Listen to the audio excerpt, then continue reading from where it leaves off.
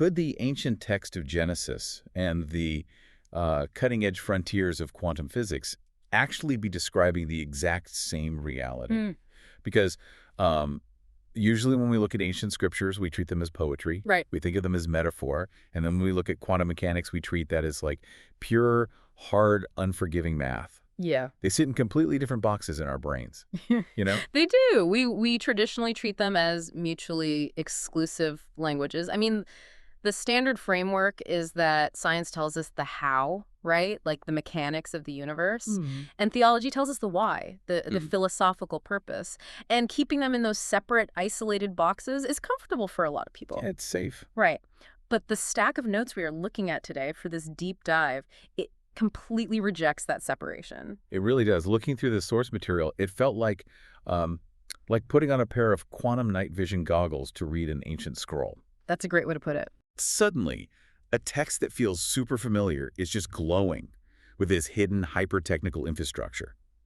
So our mission for today's deep dive is to impartially explore this presentation, Right. which attempts to bridge biblical literalism, specifically the first few days of Genesis, with modern advanced physics, thermodynamics, and hyperdimensionality. It's a lot of ground to cover. It is. Yep. And just to be clear, we're not here to pick a side or endorse anything. No, definitely not. But we are going to look really closely at how this source strips away our modern assumptions and argues that the deeper we get into the bizarre world of particle physics, the more literal and sophisticated that ancient creation account actually reads. Yeah, and the presenter makes a really compelling case that we shouldn't be trying to awkwardly force the text to fit modern scientific trends. Right, like trying to wedge it in there. Exactly. Instead, they argue that if you read the text with an understanding of quantum realities, the harmony is actually already there. It's baked right into the language. But to see it, we have to start with the fundamental architecture of the whole sequence, which means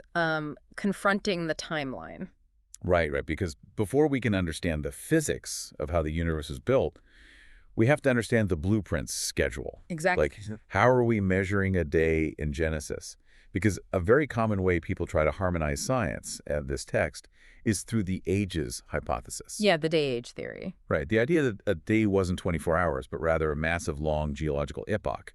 So day 1 is 1 billion years, day 2 is 1 billion, and so on. Right. It feels like a neat way to make everything fit with our standard geological timeline. It is a popular approach, but the speaker and our source, they forcefully push back against it. They defend literal 24-hour days. Okay. And they point out a massive fatal flaw in the chronology of the week if you try to stretch those days into geological. Yeah, Card, I saw this in the notes. Yeah, it all breaks down around the sequence of plant life. The photosynthesis problem. This jumped right out at me. Because according to the text plants, grass vegetation, they were created on day 3.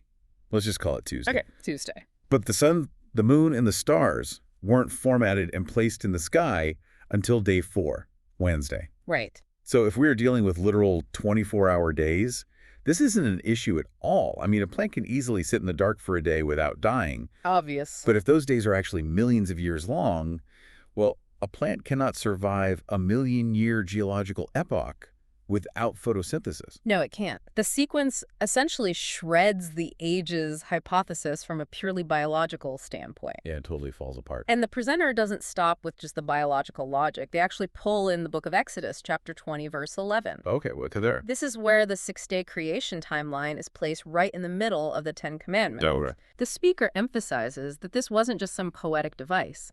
It was literally written in stone, instructing humanity to work for 6 literal days and rest for one specifically to model the literal creation week. Wow. Okay, so the source is absolutely locked in on literal days, but what I found so fascinating is how they actually define those days using thermodynamics. Yeah, this is where it gets wild. They look at the original Hebrew words used in the text for evening and morning, Yeah. Erev and Bakar. Right. And they apply an entropy model of the universe directly to those words. Which is brilliant because when you study entropy, you are fundamentally dealing with the transition of systems from disorder to order or vice versa. Yeah, the arrow of time, basically. Exactly. And the source maps this physical concept perfectly onto the ancient Hebrew. The word erev, which we translate as evening, it originally carries the meaning of obscuration or chaos, Okay. a mixture or basically increasing entropy. It describes a state where things are blended together and you can't distinguish distinct forms or shapes. I kept picturing my bedroom when I was a teenager reading this. Oh, yeah. Yeah, because left entirely alone, it naturally trended toward absolute chaos. Clothes everywhere, books on the floor, empty cups on the desk. Yeah. You couldn't distinguish the bed from the laundry pile. I mean, that is a Vilov. Right. That is a perfect example of a system experiencing high entropy. Okay, so to fix that room, to create order out of the chaos, what did I have to do? You had to work. Right? I had to spend energy. I had Yeah. to actively inject work into that closed system. And that physical requirement brings us to the Hebrew word boker, which we translate as morning. Right. It signifies light breaking forth, making things discernible, distinct, visible, and ordered.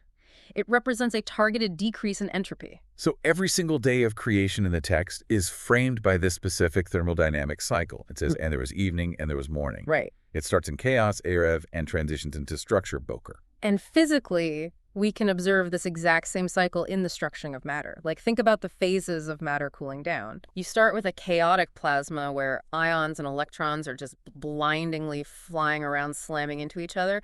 Utter obscuration. Scholi igrev. Exactly. But as you reduce entropy, that plasma cools into a gas. Mhm. Further entropy reduction organizes it into a liquid. And finally, it locks into a highly structured, rigid, solid crystal lattice. Oh, wow. That transition is a literal, observable illustration of reducing entropy. And the presenter argues this thermodynamic structuring defines the first 6 days. That makes so much sense. But notice what happens on day 7 in the text. Right. It breaks the pattern. Exactly. The biblical text famously does not mention an evening and a morning for the 7th day. Because the active thermodynamic cleanup was done. The room was finally clean. The structure of the universe was finished, so there was no more active reduction of entropy happening. It's such a cool framework. I love it. But I have to throw a flag on the play here. Uh-oh. What's the flag? Because there is a vital question this whole entropy model raises. If the sun isn't there until day 4, where in the world is the initial energy coming from to drive this massive thermodynamic cleanup on days 1, 2, and 3? Ah. Because as we just established with the messy teenager room, you cannot reduce entropy without a massive energy source doing the work. You cannot. And that is the pivotal question of the timeline. To answer where the energy comes from before the sun is ever ignited, the source takes us all the way back to the very first command of day 1. Let there be light. Yes. But the phrase "let there be light" is reframed here not just as some celestial flashlight turning on, it's framed as a profound lesson in subatomic particle physics. Because the speaker argues this wasn't just visible light that we can see with our eyes. Right. This command represented the creation of the entire electromagnetic spectrum. Radio waves, microwaves, X-rays, gamma rays, all of it. And we have to look closely at how matter and light interact in quantum mechanics to understand the implications of this. Okay, lay it on me. So, in our physical universe, every particle has an exact opposite antiparticle. An electron has a positron. A proton has an antiproton. Right, basic quantum physics. Right. When a physical particle and its corresponding antiparticle collide, they completely annihilate one another. The mass totally disappears. Wow. And all that is left behind from that destruction is a photon, light. So matter literally destroys itself and leaves behind pure light. Exactly. Now apply the fundamental rule of quantum equations to that. They are entirely reversible. The math works in both directions. Wait, really? Yes. If a particle and an antiparticle can annihilate each other to produce light, then theoretically light, if it is energetic enough and properly balanced, can be the source from which physical matter is created out of nothing. Okay, wait. So if I'm tracking the source's argument correctly here. Yeah. The creation of the physical universe was essentially a giant reverse annihilation event. That's exactly what they're saying. The primordial light spoken into existence on day 1 was the foundational seething energy source from which all physical particles were eventually forged. Yes. It's like light literally freezing into the physical matter we see around us today. The raw material of physical reality was that initial burst of the electromagnetic spectrum. It provided the infinite energy required to drive the thermodynamic structuring of the next several days. Okay, that completely resolves the energy problem before the sun. We have the timeline mapped by entropy, and we have primordial light freezing into physical matter. It's pretty elegant when you put it together. It really is. But once that matter exists, where does it actually go? Right. Because this brings us to day 2, which involves the creation of the firmament dividing the waters. And reading this section of the notes, it just forces a complete reevaluation of what we casually refer to as empty space. It really does. We are totally conditioned to think of space as a vacuum. Yeah, just nothingness. Right. We imagine this endless, empty, silent void where planets and stars just happen to float around like marbles in an empty bathtub. Yeah. That's exactly how I picture it. But the source points out that the original Hebrew word used for the firmament is rakaya, which absolutely does not mean an empty void. What does it mean? It refers to an extended solid surface. Yeah. It implies something that has been beaten out or stretched like a sheet of metal. I noticed the ancient translations of the text really leaned into that physical description too. They did. Because when they translated the Hebrew into Greek for the Septuagint, they used the word stereoma, which means firmness or a solid structure. Mm-hmm. And when it went into Latin, they used firmamentum, implying three-dimensional solidity. So the ancient mind didn't look up at the sky and think empty void. They thought of it as a tangible physical structure. And the crazy thing is, modern physics actually caught up to that ancient linguistic concept in the 19th century. Really? How so? Through James Clerk Maxwell, the brilliant physicist. He developed equations proving that light behaves as transverse waves. Okay. Now think about the mechanics of a wave. A wave is just energy moving through a medium. An ocean wave moves through water. A sound wave moves through the air. You cannot have a wave in a true nothing. Because there's nothing to wave. Exactly. For a wave to travel, the medium it travels through requires specific physical properties, specifically elasticity and inertia. Oh, wow. Maxwell's equations essentially prove that empty space isn't empty at all. It has measurable electrical properties that allow light to travel through it. It functions exactly like a transmission line in electrical engineering. It really does. The notes get into the weeds here, mentioning dielectric permittivity and magnetic permeability. But the core idea is something any radio engineer knows. Empty space has a precise characteristic impedance of exactly 377 ohms. Right. And you can't measure the impedance of nothing. You can't. Space has compliance, it has elasticity, it has inertia. It behaves as a real physical fabric that can be stretched, compressed, or even torn. That's wild. And the source points out how perfectly this aligns with the biblical text constantly describing God as stretching out the heavens like a curtain, or warning that the heavens will eventually be worn out like a garment. Wow, you can only stretch or wear out a physical fabric. Exactly. I kept thinking of the analogy of a deep-sea fish when I was reading Oh, this. so that's a good one. Yeah, like a fish swimming miles below the surface of the ocean doesn't realize it is swimming in incredibly heavy, dense, pressurized water. Right. It just thinks that's normal. It's the environment it has always known. But let me pose the obvious question here. Go for it. If space is mathematically solid and acting like a dense transmission line, how am I able to just casually wave my hand through the air without feeling any physical resistance from that fabric? That is the million-dollar question, and the answer lies in what is sustaining that fabric, which introduces one of the most astonishing physics concepts in the source: zero-point energy. Oh, I love this part. It's mind-blowing. So imagine you take a vacuum chamber, you completely empty it of all atoms, all gases, all physical matter. It's Right. totally empty. Then you cool that chamber down to absolute zero, removing all thermal energy. According to classical physics, there should be absolutely zero energy left in that box. Because there's nothing in it, and it's freezing. Right. Yeah. But quantum mechanics proves otherwise. There is a residual seething reservoir of background energy that remains. Wow. It is woven into the vacuum itself, and it cannot be removed. And the numbers the presenter uses to describe the density of the zero-point energy are just absurd. They really are. It's estimated at 10 to the 95th power ergs per cubic centimeter.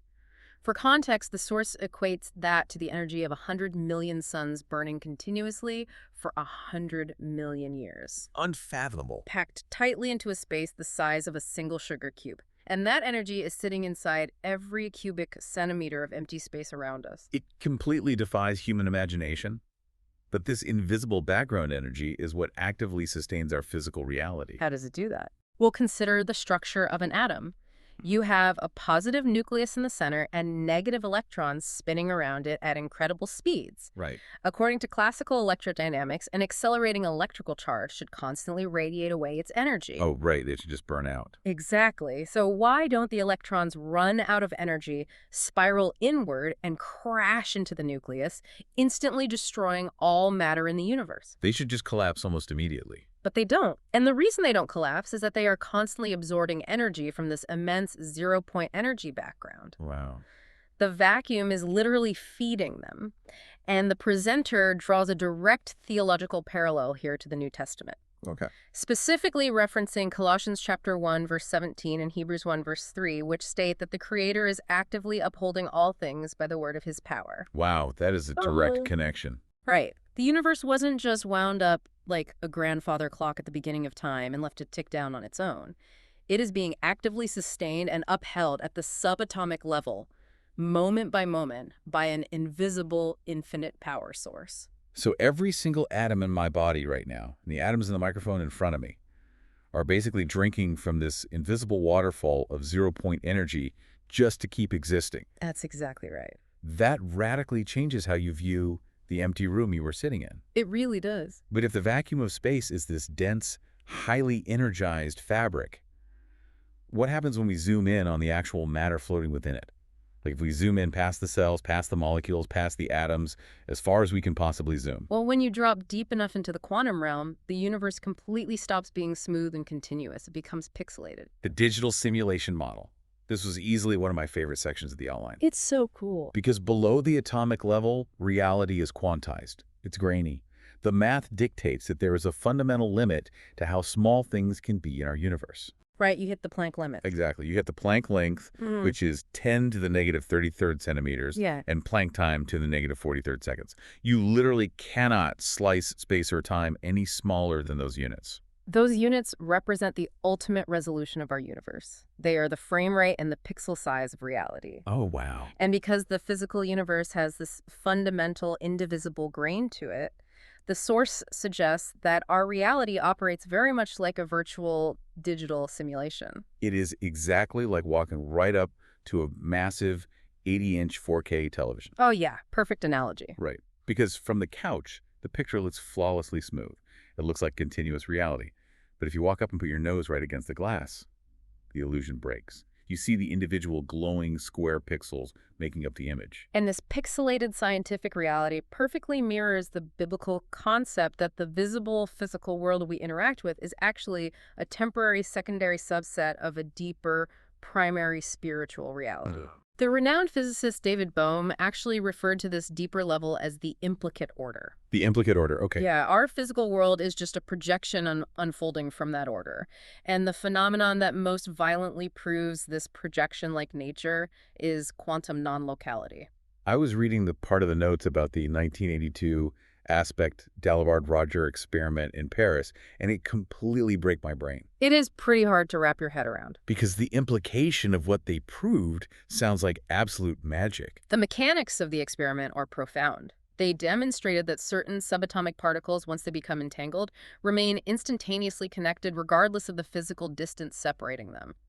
So regardless of distance. Completely regardless. If you take two entangled photons and fire them miles apart, and then you alter the spin of one photon, the other photon reacts and changes its spin at the exact same moment. Faster than the speed of light. Faster than light. They operate as a single indivisible whole, ignoring the space between them. That is just crazy. Mathematically, this implies an underlying reality where all points in space are ultimately equal to all other points in space. Which completely shatters our entire human concept of distance. It does. But think about the theological deduction here. If all points in space are essentially one point at a deeper level that mathematically validates the biblical concept of an omnipresent creator. Absolutely. God doesn't have to travel across the universe to hear a prayer. Distance is just a localized illusion. Right. And if quantum mechanics proves the universe is fundamentally a pixelated, non-local digital simulation, Doesn't that inherently demand a programmer who exists completely outside the hardware? It has to. A simulated construct absolutely requires an external intelligence. Whoever built the system cannot be bound by the dimensions of the system itself. Right, they have to be outside of it. Exactly, which introduces the concept of hyperdimensionality. Ah. How exactly does a multidimensional creator interact with a three-dimensional world and the people trapped inside it? This requires some serious mental gymnastics to visualize. It does. But the text circles back to those biblical phrases about God stretching or rolling up the heavens. Like Isaiah 34 talks about the sky rolling up like a scroll. Right. Think about the physical mechanics of that. From a mathematical standpoint, you can only roll up a three-dimensional space if you have a fourth spatial dimension to roll it into. Exactly. You need outside room to fold the shape. Yeah, you must have an extra dimension to maneuver within. And the source highlights a stunning historical parallel regarding these dimensions. With the 12th century scholar? Yes, Nachmanides. He was a Jewish scholar who spent his life studying the Genesis text. And through linguistic analysis of the creation account, he concluded the universe must be constructed of 10 dimensions. Yeah. 10, 4 that are knowable and interactable, and 6 that are hidden or diminished from our perception. And then 800 years later, scientists spend millions of dollars building massive particle accelerators, developing modern superstring theory, and they arrive at what? A 10-dimensional universe. Right. With 4 measurable dimensions and 6 compacted ones. Nachmanides figured out the exact framework of superstring theory just by deeply reading Genesis. It is a breathtaking convergence of theology and theoretical physics. It really is. But to truly grasp how a higher dimensional being possessing all these dimensions interacts with our limited perspective, the presentation uses a classic thought experiment known as Flatland. Oh, Mr. and Mrs. Flat. Yes. So imagine a universe that is completely restricted to a flat piece of paper. The beings living there only have width and length. They have zero concept of height. They are entirely two-dimensional. Right. Now imagine that you, a three-dimensional human being, are hovering right above their flat universe. Okay. Mr. and Mrs. Flat might be standing on completely opposite sides of their entire paper universe, a massive, insurmountable distance apart from their perspective. Right, miles away to them. But because you possess a third dimension, height, you can hover directly over both of them simultaneously.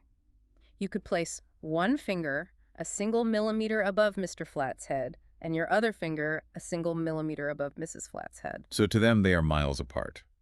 But to me, I am intimately close to both of them at the exact same moment, completely independent of the distance separating them on the paper. Exactly. Again, this completely solves the puzzle of divine omnipresence. God doesn't have to be stretched thin like butter over too much bread to cover the universe. From a higher dimension, he is a millimeter away from everyone simultaneously. And the analogy also solves a massive psychological and theological problem. The speaker refers to this as the Church of the Circles. Oh, I love this part. It's brilliant. So imagine you decide to interact with Flatland, and you push your hand down into their flat world. Mr. and Mrs. Flat can only perceive the parts of you that intersect their specific 2D plane. Right, because they can't look up to see my hand. Right. So if I poke one finger straight down through the paper on Mr. Flat's side, he just sees a single 2D circle mysteriously appear in his world. Yeah. But if I poke 3 fingers through on Mrs. Flat's side, she sees 3 separate circles appear. Exactly. So Mr. Flat immediately starts the Church of the One Circle, absolutely convinced he has seen the true, indivisible nature of reality. Oh, wow. Meanwhile, Mrs. Flat starts the Church of the Three Circles, equally convinced her observation is the absolute truth. And they argue, and they declare each other heretics. Yep. Utterly failing to realize they are just viewing different cross-sections of the exact same higher dimensional entity, your hand. That is the most perfect explanation for religious schisms I have ever heard. It makes so much sense, doesn't it? It does. Limited humans fighting over the different facets of a multidimensional God. We are just fiercely arguing over the specific circles we can see. Yeah. But this dimensional difference also explains how we experience the flow of time right. It explains it beautifully. If a three-dimensional sphere drops completely through Flatland, they don't perceive a sphere. What do they see? They see a small dot appear, which grows into a larger circle as the widest part of the sphere passes through and then shrinks back to a dot before vanishing. Oh, I see.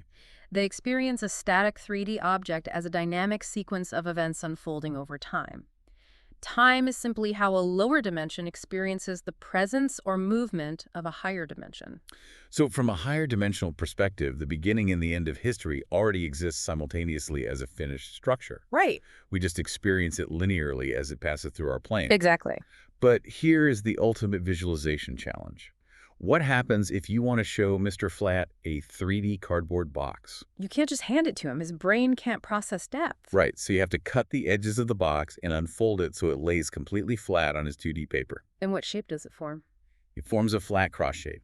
Which brings us to the tesseract. If you take that logic up one level, taking a four-dimensional hypercube and mathematically unfolding it into our three-dimensional space so our brains can process it, it forms a structure made of 8 cubes arranged in a 3D cross. And Salvador Dali painted this. Yes, he did. In his famous painting, Corpus Hypercubus, he depicted the crucifixion of Christ happening on this literal unfolded hypercube. It's a staggering visual metaphor. It really is. The multidimensional sacrifice of a creator unraveling and unfolding directly into our limited 3D reality. Dali's intuition there was just profound, and the source ties this geometric concept directly to the writings of the Apostle Paul. In Ephesians, right? Yeah, in Ephesians chapter 3, Paul prays that believers would comprehend the breadth and length and depth and height of God's love. He explicitly listed 4 dimensions. 4 dimensions. Breadth, depth, and height. Spatial dimensions we know, and length, which in the ancient world was a term frequently used for the duration of time. Right. A 4-dimensional space-time continuum listed right there in a first-century letter. Yeah, whether Paul consciously knew the advanced physics of what he was writing, or whether he was simply inspired, the result is a perfectly consistent hyperdimensional model spanning the entire ancient text. So what does this all mean? Like bringing this all together for everyone listening. Yeah, let's synthesize it. This deep dive isn't just about debating the history of an ancient book. It completely reframes how you view the immediate surroundings you are sitting in right now. Absolutely. Every single inch of the empty space between you and the wall is a solid, incredibly energetic fabric of rakia. Sustained by an infinite ocean of zero-point energy that keeps your atoms from collapsing. Right. And every passing second is just a pixelated slice of a much larger, finished, multidimensional reality. It challenges us to view the world through a much wider lens. For sure. In this presentation's view, science and scripture are not enemies competing for territory. They're just 2 different dialects, one mathematical, one linguistic. Describing the exact same magnificent hyperdimensional reality. Exactly. It really invites awe rather than argument. It does. But keeping true to the source material, we have to leave you with the same cliffhanger the speaker left their audience with. Oh, yeah, we can't forget that. Remember day 3, we talked about the thermodynamic cleanup, Erev and Boker. On that Tuesday, vegetation and plant life were established on the Earth. Which officially introduces organic biology and complex chemistry to this quantum framework. Exactly. The speaker ended their notes by hinting that their next session would take all this hyperdimensional physics and zero-point energy and apply it directly to molecular chemistry. The intricate discovery of DNA. Oh, wow. One massive, highly provocative question. Which is there life on other planets? wow. Right. If this entire universe is a sprawling, multidimensional digital simulation sustained by an unseen waterfall of energy, what else did the programmer code into the far unmapped reaches of that space fabric? That is the ultimate question of the firmament. And that is something for you to ponder on your own. Hmm? Keep your quantum night vision goggles handy. Thanks for taking the deep dive with us. Thanks for joining us on this hour on the Archive Hour. Join us on our next hour as we bring you more adventures from the Bible.